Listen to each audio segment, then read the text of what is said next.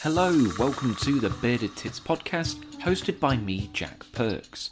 Professionally, I'm a wildlife cameraman, but I dabble in podcasting, and each Tuesday we release an episode as I have a chat with scientists, artists, filmmakers, and passionate people all about nature in a light-hearted and certainly not serious way.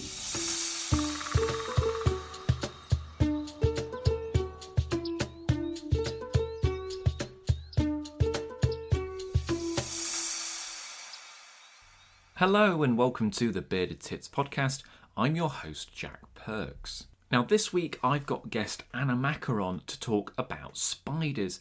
I'm actually kind of surprised we haven't covered spiders already. We're well over 160 episodes into this podcast. So I'm long overdue an episode on spiders. We're going to be talking about some of the rarest species, some of the phobias and the myths and legends behind spiders. So really looking forward to that. I went into the University of Nottingham to interview her in person, and they actually have a spider emporium. I think that's the name of the room. But basically there's a room with loads and loads of different spiders. So we actually got to see some of these spiders firsthand. And I've gone down a sort of invertebrate rabbit hole in the next couple of weeks because I've got Pete Cooper coming on next week, and he's going to be talking about reintroducing invertebrates back into the British Isles. And then after that, I've got someone who I've wanted on for ages, who is Stuart Crofts, who is a riverfly expert. And I meet him by the riverbank and we go river dipping and he tells me all about the different invertebrates. So we're going down a bit of a rabbit hole in that, which I'm very much looking forward to. Now, if you want to support the podcast, you can, and that is via buymeacoffee.com. This podcast is completely independent. I don't receive any money from sponsorship or anything like that. So the only way that I can keep going is if you, the listener, pay me a little bit of dollar. So the way that you can do that is go on to buymeacoffee.com and you can pay £5. You can pay more if you really want to. It's only the price of a coffee or a pint. I'm not asking for a lot, and it helps me just keep chugging along. If you do that, I'll also read out any messages that you leave behind on there. There's a link in the description if you can donate. Now, I've got a bit of a bonus treat for you this week. I was looking out my kitchen window and it was covered in frogs in my pond. My kitchen window wasn't, but the pond was. Absolutely loads of frogs. I thought, right, I'm going to put the microphone down next to the pond and I'm going to record the frog orgy, or frorgy if you will, and see what it sounds like. So here's a little listen.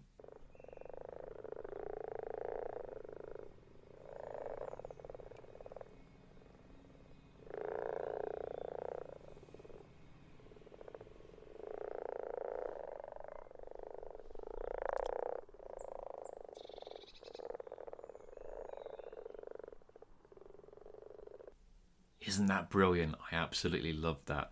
Part of the reason that I put my pond close to my kitchen window is so that in the spring I could watch the common frogs spawning.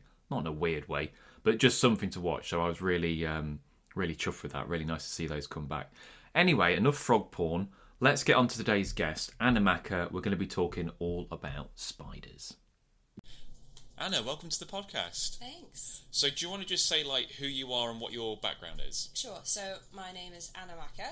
I'm currently a first year PhD student at the University of Nottingham, and I work with spiders. So my background is ecology and conservation. I've done a lot of work with bat surveying, general wildlife ecology, and then narrowed down on spiders. So my master's by research was on spider genetics. Of the fen-ruffed spider, which is a protected species in the UK, and it's endangered. And I'm now also working with the diamondback spider, which is another critically endangered species, and we are currently developing a conservation plan for it. So think conservation in action, but spiders. Yeah, which is good because I guess they get left on the floor a little, well, literally, I suppose, but get left out a bit where it's all the big fluffy feathery things, and everyone's like, oh, it's just a spider. So it's good to kind of bring them to the forefront. Should we explain where we are as well? Because people are going to think we're in the jungle. Yes. But we're not. Not quite. Well, halfway. Yeah. We've got all the spiders that you might find in the jungle, but we are currently in the spider room, which is a room in the university where me and my colleague Rosie keep our spiders for outreach and for fun. We bring in primary school and secondary school kids to learn about spiders. We do arts and crafts that are spider related, and then we just bring in people that just want to see spiders. We do some exposure therapy. So people that are scared of spiders often come in here. Get a little bit. I'd quite like to bring my wife in here because she, I think I might have mentioned this to you before, but she did like a therapy thing in London. Yes. Because she was like Was that cripplingly. London Zoo? It wasn't. It was someone else who does it, but it's the same thing. Yeah. And she went in like utterly terrified of spiders and came out wanting a pet spider. Yeah. So brilliant. so I'll try and bring her on. That's the goal. That's the I think overarching mission of all of this research is to get people to change their mind about spiders. Yeah. People that may not like them. And it's also, phobias are debilitating to some. So it's really nice to help people that are often, sometimes they are unable to do anything with a spider that they find at their home. And it's really nice to be able to help those people manage. She'd ring me up when I'm working away, like sometimes like hundreds of miles away, and like, you need to come home and sort this spider. I'm like, can't come home and sort this spider out. But why do you think that is? I mean, I was going to say it's an irrational fear, but I suppose it depends where you live in the world. Like in the UK, it's largely irrational, but if you're somewhere, I suppose fear is maybe not the right word. You want to respect spiders, don't you? Like all dangerous animals. Yeah. And I feel like out of all the dangerous animals, spiders are probably at least concerned. Yeah. I do think I think because people find them a little bit weird and unhuman, they don't have anything to relate to with spiders, whereas with, a nice big fluffy animal with big round eyes, it's a little bit more reminiscent of us, of something cute.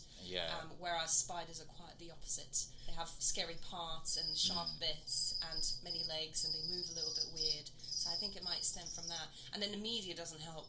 No, oh god, perpetuating that image of scary spider invading your house, and you need to close your doors and windows because it's going to attack you. And it's like, well, people will read that and they will believe it. Yeah, the false widow thing. Every year, the media just goes on about false widows, like we're all going to get. It was the same with the Fenrir spider that I'm working on for my PhD currently has gotten a lot of attention this summer with articles with headlines such as "Spiders the size of rats invading the UK," or "Thousands of spiders released into the UK. Please close your..." That was a close your doors and windows. That's where it came from. And actually, there's not tens of thousands of them. No. They won't be anywhere near your house because they live in a very specific habitat. But it was really funny. There was one article titled "Spiders the size of your hand invading the UK," and me and my supervisor were laughing that maybe the journalists just have really tiny hands.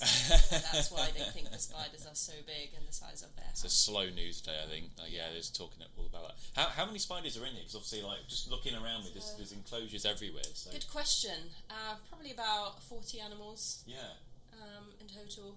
Some big, some small. Yeah, I can see. Some tarantulas and some spiders. Because we've got a couple in front of us. I mean, obviously, I know the people at home won't be able to see this, but we've got what species have we got in front of us? Then so you kind of pick these out. Yes. So we've got Winnie, the Carolina wolf spider. So Fauna carolinensis. She's just hiding in here. Oh wow, she's gorgeous. She's got a really nice face. Oh, there she goes. She's squeezing herself out. So she's kind of like very fast. Silvery colour. Cricket. Oh, did she catch something there and then? Wow. Yeah. So, yeah, she's like, just to kind of describe her, she's like silvery. She's got amazing patterns on her back, like a kind of mosaic of patterns and whatnot. Yeah, there's some really nice contrast between that like silvery light grey and some black markings, and she's got slightly orange chelicerae where the fangs sit, and they've got really big front-facing eyes. So they've got one of the best eyesight in spiders. Most spiders have pretty terrible eyesight. Actually, most of them are basically blind. All they can see is a shadow passing over them, so they can react whether it's a predator that's kind of looming over them, so that they can react to that, but they don't really see any. I guess if they're using a web, you don't need good. No. You just need to feel well. So exactly. So the spiders that will use a web will have bad eyesight because they rely on the tactical vibrations on the web.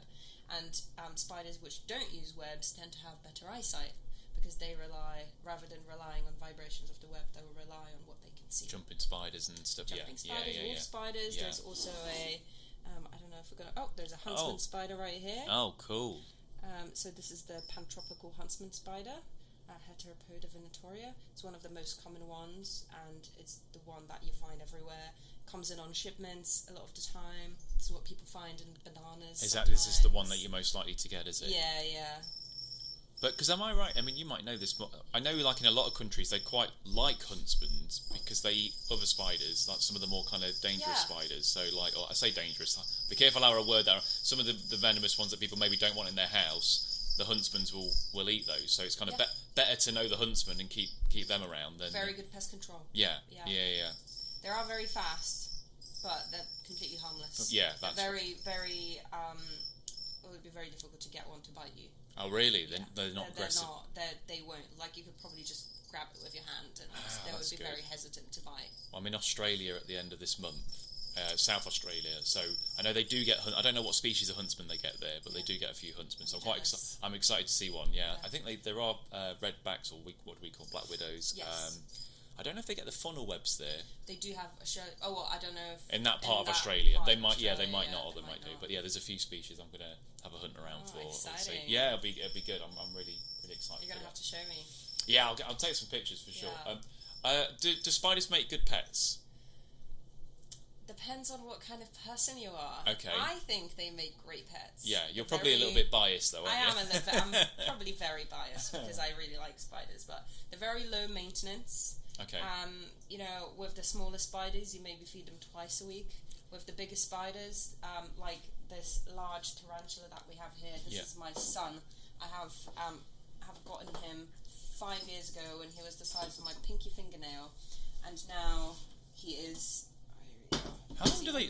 How long do they live? So males live 5 to 7, maybe 8 years old. Wow. And the female tarantulas specifically, not all spiders, but female tarantulas up to 30 years old. Wow. I think the oldest one is like 32. I would not have thought that they would live that long. The ladies rule in the spider world, for sure. Yeah. So this one's still got a bit of life in him left, but he's kind of getting on a little bit in spider years. So. Yeah. And what species is he? This is a salmon pink bird eater, so they're very common in the tarantula hobby. Okay. But the whole bird eater thing, that's like a myth, right? I know it can happen, it but comes from, there's this entomologist who she was around in the 1600s. Her name was Maria. And she was a scientific illustrator, and she would travel. She came from a rich family, so her and her daughter would go on boats, and they would travel to tropical countries, and they would draw the animals that they would find. And she had found a pink-toed tarantula in South America that was eating a tiny species of hummingbird, and ever since then, the term bird-eating tarantula had emerged. She called it a bird-eating tarantula.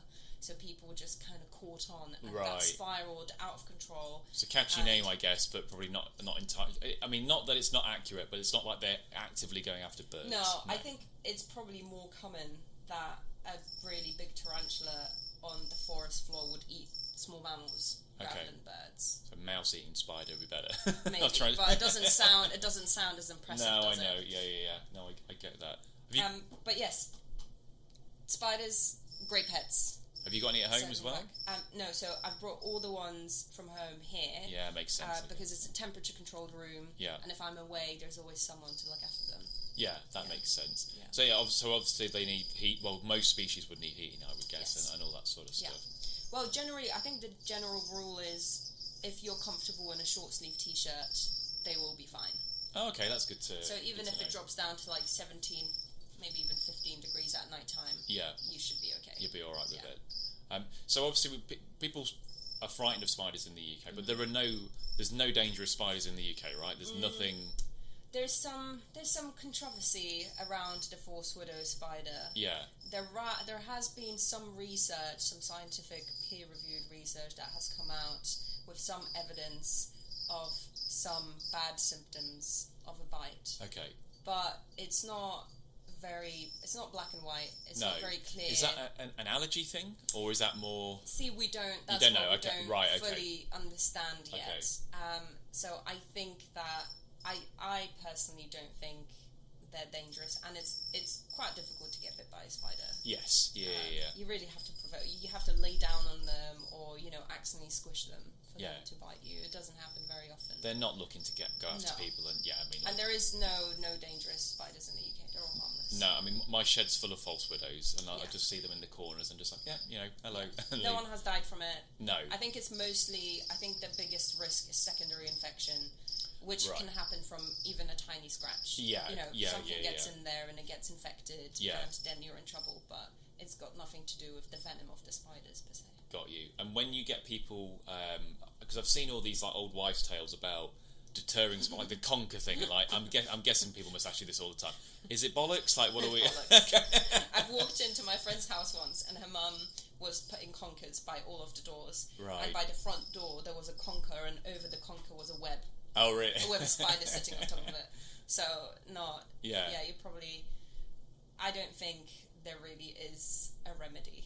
I don't No. think there is a way of keeping them out of the house. And you and we kind of alluded to it earlier, and you don't want to because they're great pest control. They are, you know. but we have to consider that some people might be too frightened. Yeah, okay. Okay. I used to be scared of spiders myself. Really?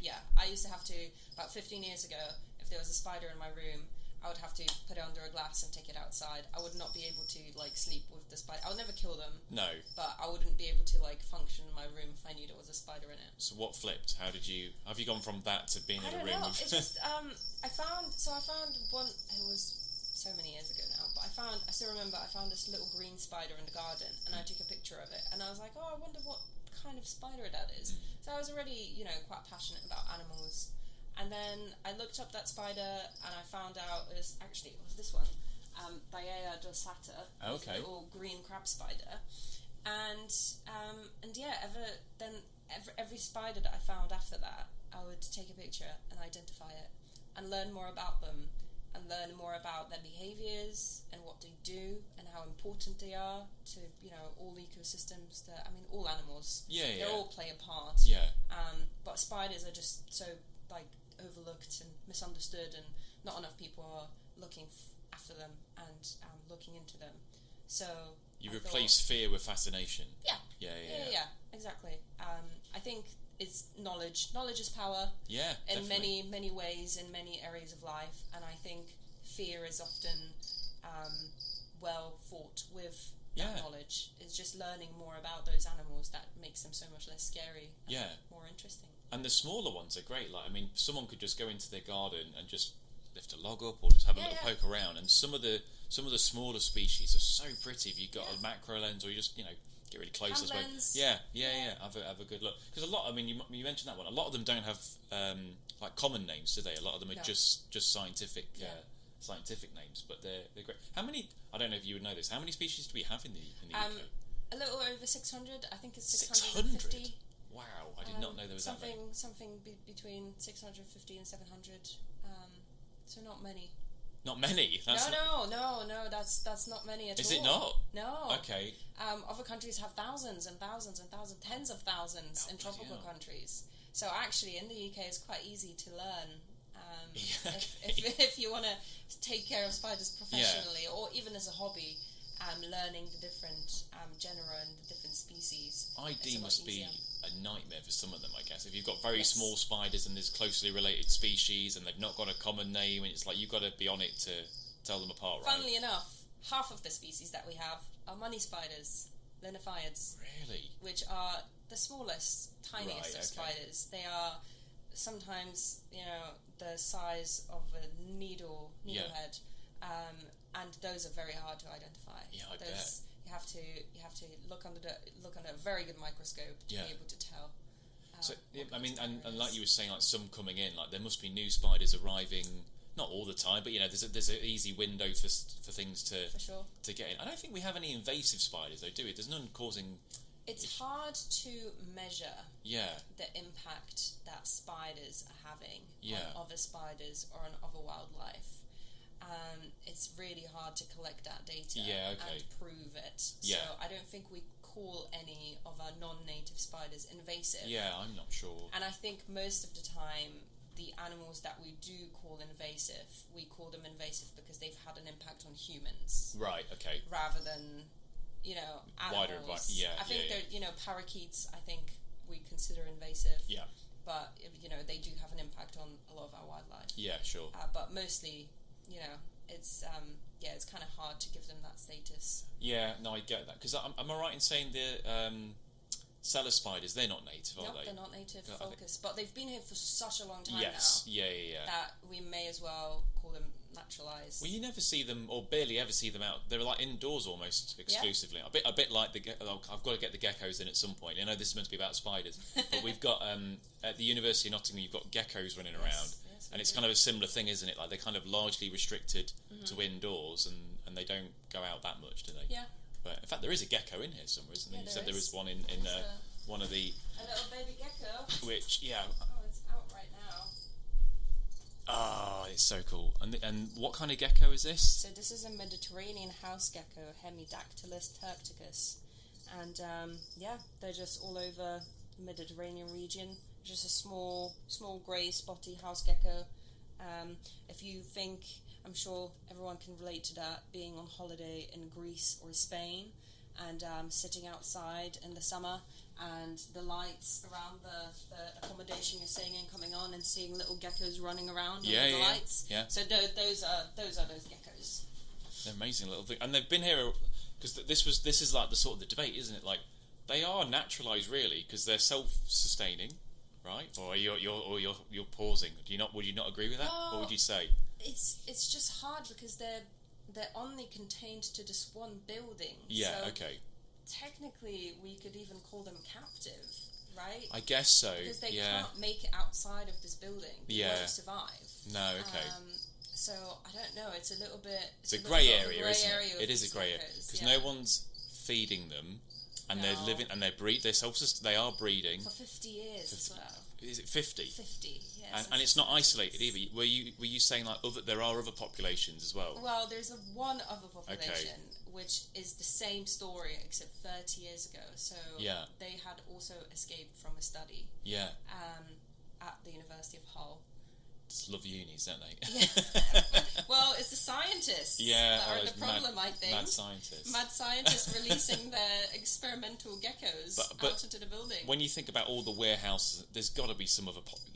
Because they're easy to miss, aren't they? They're a very tiny little thing that hides away. I would be shocked if there weren't some warehouses or built other places in the... I'm not saying they're everywhere, but there's probably some others knocking around. Have you got a favourite spider species?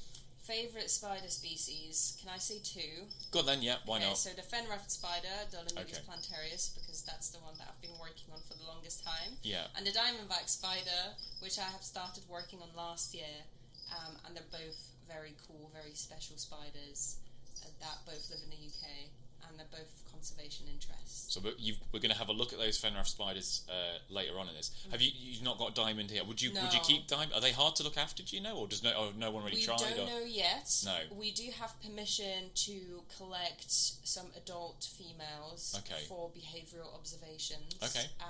We want them to be gravid so we can observe their maternal instincts, how they lay their egg sacs, where they lay their egg sacs, how many egg sacs do they lay, and the timing of it all, because we have no information on that whatsoever at the moment. Yeah. And that information would be helpful with deciding on some conservation decisions and what habitat management will we do and when will we do it to least disturb the spiders. So the more information we have on their behaviour and their phenology, the better decisions we can make. Are you allowed to say where they're found, or is that kind of top secret? No. Yeah, it's all over the news. Okay. I've spoken about it on the radio as well. Is there Clumber Park? Yeah. So not too far, not a million miles from where we are. Yeah. Yeah. An hour drive. Yeah. So I'm there quite often, and it's the only population that we have of them in the UK. Oh, I didn't know that. So that's the only place. As far as we know. Yeah, okay. We can't say for sure. Yeah, they're easy to miss, aren't they? You can't physically search through all heather in the UK no. well enough to be able to say it's definitely the only one. Yeah. But that's the only one we know of. And that's what they're a heather specialist, are they? Yes. That's what they... So what are they, a wolf spider and then that so family? So they're a crab spider. Oh, they're a crab spider. Yeah, they're a crab spider. So they, Philodromidae is the family. So they are closely related. They're not too far away from nursery web spiders, which are closely related to fen-ruffed spiders. Okay. But yeah, these are... So we have a beautiful Yeah. hunter's illustration of hunting spiders here. I think that's why they're my favourite. Is that the spiders are active hunters that run around and that have really interesting behaviours. I think those are my favourite. How big are the diamond spiders? So I think maybe about the size of a thumbnail. So the females Oh, might right. be 1.5 centimetre. Okay, so chunky spider then, not tiny. Not tiny, No, but no. not the biggest. No, okay. Medium, let's say medium size. Okay. For Mid-range. UK spiders, Mid-range spider. Mid spider. So the biggest native, I mean, we'll talk more about when we go see them, I guess, is the fenrath. Is that the biggest native Yes. one? Yeah, Yeah. okay. So I think there are some giant house spiders that have a slightly bigger leg span than Okay. the fenrath spider. But if we consider weight, I think fenrath spiders will be the biggest. If you're because kind of they're doing quite overall, robust. just like weight, size, they're the chunkiest, the biggest one. Yeah, Yeah. no, I get that. Do you get a lot of people asking about the difference with, well, I mean, I'll ask you the difference between harvestmen and spiders, because I guess a lot of people see that, it's a little thing with 8 legs, it's a spider, but they're not spiders, right? Yeah, so I like to say, how did it go? Let me get it right the first time. All spiders are arachnids, but not all arachnids are spiders. Okay. So harvestmen are arachnids, Yeah. and spiders are arachnids, but they're in completely different families. So they have, a long time ago, evolved in different directions. Yeah. So think about ticks, they're also arachnids. Yes, yeah. Think about scorpions, also arachnids. So this is how they separate. This is how they separate from the common ancestor. So we've got harvestmen, ticks, mites, spiders. Those are all the arachnids that we have in the UK. Yeah. We have some pseudo-scorpions as well. Yeah. There's some really weird little kind of Have you orders. seen those? I've seen some pseudo-scorpions. Never seen one. They're really tiny. Yeah. I think the best method of finding them is sifting through some cow poop. They like cow. They like cow poop. Do yeah, they? dried up cow patties. Really? Is that because something they eat in there or something? Is it, or? Yeah, I think so. I think it's Okay. like little. I think they're predators, so they will hunt other insects. Okay. But yeah, you can. Oh, There's that's some handy. species that specialize in eating things that are in cat poop. Because they're like this. They are like, you can see them with the naked eye, can't you? But they are. But like, they are pretty tiny. Okay. All right. Well, next time I see some cow shit, I'll go. Yeah. Dig around. I'll get really excited. and go, Maybe you'll find some beetles in there. Yeah, as well. yeah. I'll make a day of it. Yeah, I'll have a good look. But yeah, so harvestmen, and there's a lot of species of those. It's not just like the one, is it? There's I several. think there's a couple, 100 or Okay, a couple right. 100 species. Nice. Or I don't know if that's across Europe or just No. in the UK. But I don't specialise in No, harvestmen. okay. I just know that. You just know that, the no, I get taxonomy, that. more or less. Because you get the confusion, like with Daddy Longlegs, there's like 4 or 5 different bloody things are called Daddy Longlegs, and you're like, What's the problem with common names? Yeah, it is, Daddy yeah. longlegs is a cellar spider, yeah, a crane fly, a harvestman. yeah, Yeah. Other those- yeah. So it's hard when someone comes in and they say, I found a cellar spider. It's like, which one? yeah, exactly. Or like, daddy long legs. Which one is it? Yeah, no, I get that. It is annoying.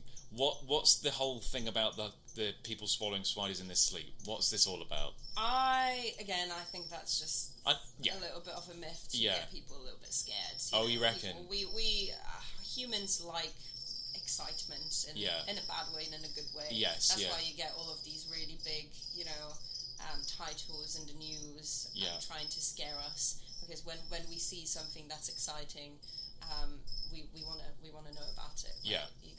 You get a little bit more engaged. So I don't think we eat any spiders. I don't know how you'd measure that. Like, you just someone watching someone going in there. Yeah. I don't think it's possible to measure that. I think we eat more.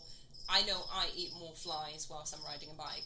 Oh, okay. Not just. I thought you were just going to say just casually. That's what you do to become one with the spider. Wouldn't do it on purpose. No. I got it. And I mean, you actually talked about it earlier, but like, so not all spiders have a web. I think a lot of people think of them all having webs, but so not all of them do No. that. So are all spiders capable of webs, or Yes. right? To Okay. an extent. Okay. So they all have glands that will produce web. Got you. It's Okay. really interesting. It's like think about it. You know how we produce saliva constantly. Yes. Like it's like just a bodily process that happens without our. We got no control over it. Yeah. intervention, Yeah. The web is kept liquid in the gland It's a protein. And then there's a process when it comes out, it becomes a web, and it's kind of like never ending. Spiders can continuously, as long as they're being fed and hydrated, they can forever just produce. I suppose when you do see some tiny spiders with huge webs, don't you? And you're like, how is that? Yeah.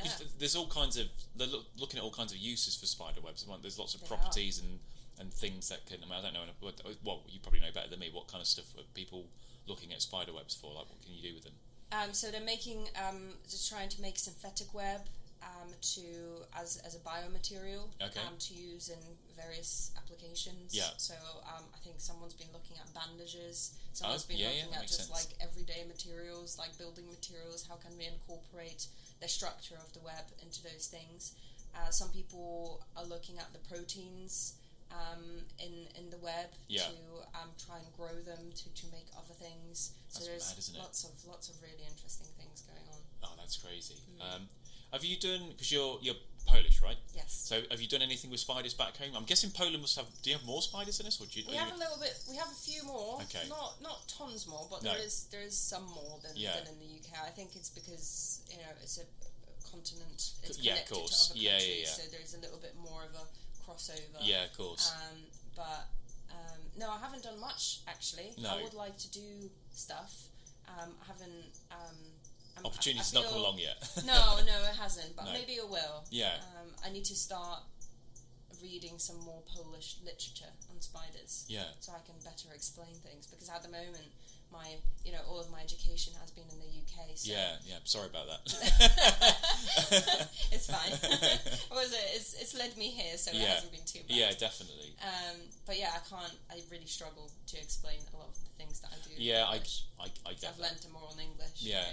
I went to Rhodes, like a Greek island last year, and there were loads of ladybird spiders everywhere, which here are like really rare and and they were just like, I was walking along just the pathway, and there's like one there. I was like, this is mental. And you forget distribution is obviously what's rare here, or vice versa. What's rare there can be common here. So that was great. Should we go have a look at these fen raft spiders? Yes. So you mentioned it there. Yes. So let's go and take a walk over. While me and Anna are walking over to the fen raft spiders, I'm going to just take this opportunity to plug the socials. So I'm on X, Twitter, whatever you want to call it, Blue Sky, Instagram, Facebook. If you search for Jack Perks Photo, you'll find all that sort of stuff. There are links in the description as well. If you can give those a like and a follow, that always helps. And for the podcast, you might not be able to support me financially, like at buymeacoffee.com, which is great if you can. But if you can't, you can leave a review. That really helps me out. And you can also share the podcast with whoever you want to share it with. Word of mouth is a great way to promote the podcast. Someone did mention that there were 2 podcasts on Spotify. So if you were subscribed to the podcast on Spotify, it's worth just checking that you're on the right one now. The duplicate podcast has been removed. So if you think, hang on a minute, these podcasts aren't showing on my Spotify anymore, it might be that you were subscribed to the duplicate podcast. So just make sure there's only one on there now, and that is the proper, correct one. So make sure you do that. Anyway, enough of me trying to plug this podcast shamelessly. Let's get back to me and Anna and find out about fen raft spiders. Oh, it's tiny. Yeah. So that's about as big as they are at the moment, is it? Yeah. Yeah. Oh, wow. God, you'd miss that, wouldn't you? Like, if you were just out where these things are in the wild. Can you imagine this will be one of the biggest spiders in the UK? Yeah, well, it's hard to think when you're looking at them like that. Bad place there, buddy. Oh, yeah. Really kind of orangey, aren't they? Yes, so I have some banded and unbanded, because that's the colours they come in. Is that just pure luck, is it? Like, some of them have bands, some of them don't? Genetic. Okay. So this one's banded. You can see there's kind of like this creamy colour. And then there's some, I think this might be the one I was just showing you a second ago.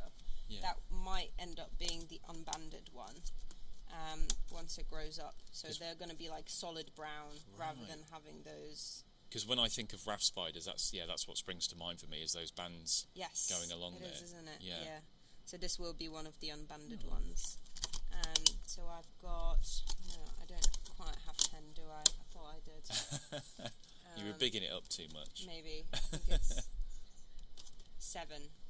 And what? So and why are these guys in the shed and not in with the other spiders? So these guys will naturally, in the wild, hibernate, or not quite hibernate, but just go sleep. Yeah. When it's cold, their activity slows down. Yeah. And they don't need to eat. And so that's what we're trying to. Geese going over. Guests. Yeah. So that's what we're trying to imitate. Yeah. In here in captivity, we put them in a shed when it's cold, so they can experience that cold and go into that sleep. They live for 3 years, so they will. So these were all born last year, in 2024. So this year they should be subadults, and then they will overwinter again as subadults, and then spring next year they should breed, hopefully, maturing and breeding. Yeah. What you're not feeding them at the minute then? Would they be eating now? No. So we don't feed them whilst they're chilling in the shed. No. And then once they come out, so they'll be coming out in the next month or so, once it gets properly warm outside. And you still keep them out here, would you? Or would you move them in? I'll bring them into the lab. Our lab is kept at steady 21 degrees, so they're okay with that. Yeah. And that's where I'll keep them for all of summer until it gets cold. So how big are they? So these are our biggest native spider. Like what kind of sizes do they get into? I mean, maybe like half the size of my palm. Okay. But my palm is not the biggest of palms, so maybe that's where it comes from. Someone has seen one on my palm and thought, wow, they're the size of a hand. They're big. But they're not massive. No.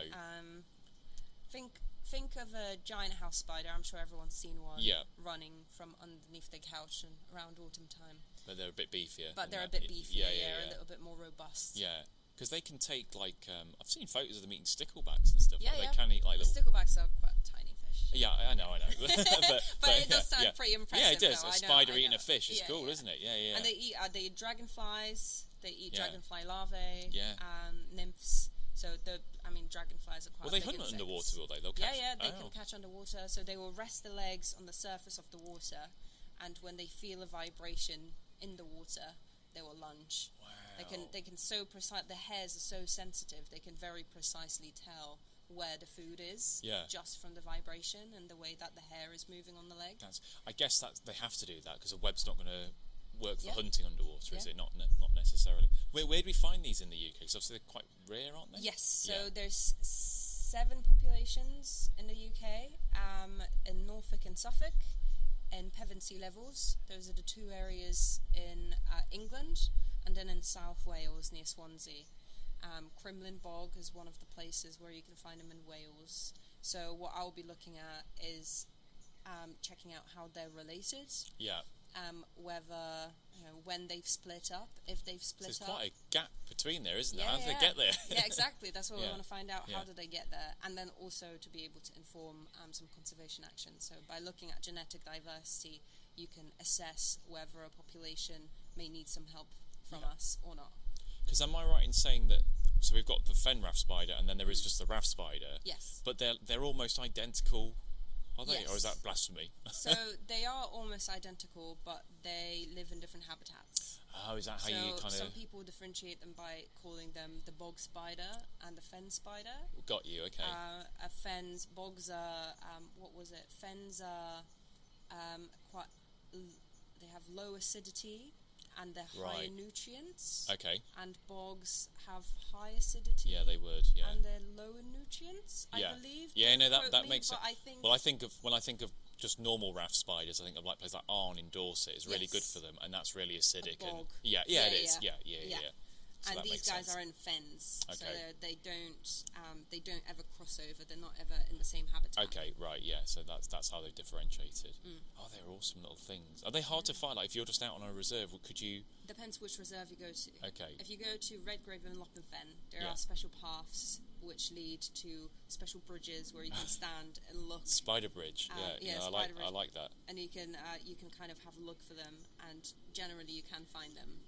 Where there are high concentrations, but in places where there's slightly lower concentrations, like in Wales, they're very difficult to find. Yeah, okay. Which I suppose is kind of not a bad thing necessarily for them, just so they can crack on and do their own thing, isn't it? If people have been inspired to learn more about spiders, where can they go? Where should they kind of look into them? Where should they go? They should definitely look up the British Arachnological Society. They have tons of amazing resources, and you can become a member and get access to events, volunteering. You can go to workshops. We organise a spider weekend every year. Oh, okay. Where you can go with spider specialists and experts and learn from them. So I think this year we are going to somewhere in Cambridge. Oh, it moves around, does it? Yeah. So okay. every Yeah. year there's a different location. Okay. So the British Arachnological Society, definitely a great place to go. Buy the British Spider Guide. Okay. Brilliant book with great photos and a great way to start learning more about spiders. Yeah. So those are the first two things that I would recommend. Also joining, probably the first thing I should have mentioned is joining the Facebook group, British Spider Identification.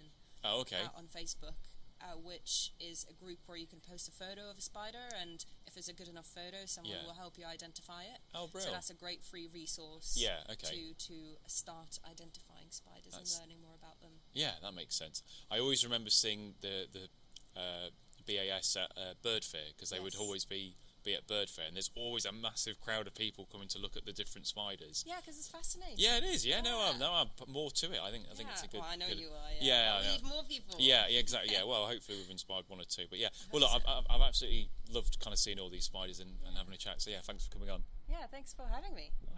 That was Anna Maka. I can't wait to go back. I really want to go see those Fenrath spiders when they're adult. I want to see a big spider. So I'm really looking forward to that. As I said, continuing with the invertebrate theme, next week I have got Pete Cooper coming onto the podcast, and he's going to be telling me all about some of the plans to set up a nature recovery centre for invertebrates.